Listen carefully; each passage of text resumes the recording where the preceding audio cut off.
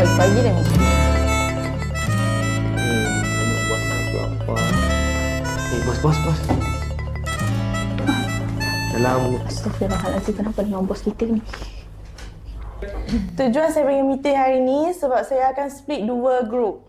Okey, kita akan split sale dengan talent.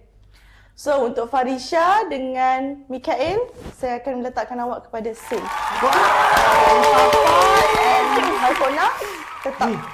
kita dah dapat jadi sale je. Tahniah.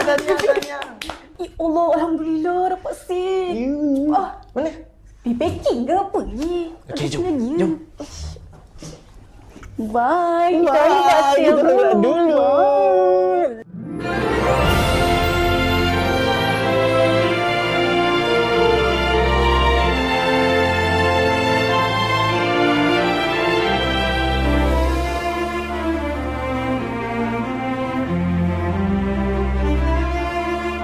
Okay, ready semua? Ready? Rolling and action. Kenapa kau ni? Kau tak sedih ke? Kenapa kita yang tak pergi ke kelas sale? Kan biasanya Puan selalu kacau aku. Bila tak ada. Kau tak sedih ke? Ya.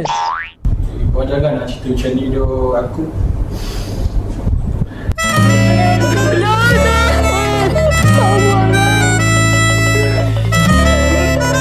Ada had umur ke? Daripada minimum umur berapa ke maksimum umur berapa untuk join point? Pound Tak ada. ni? Tak ada. Untuk pound, for everybody. Everybody. Yes. Okay, faham.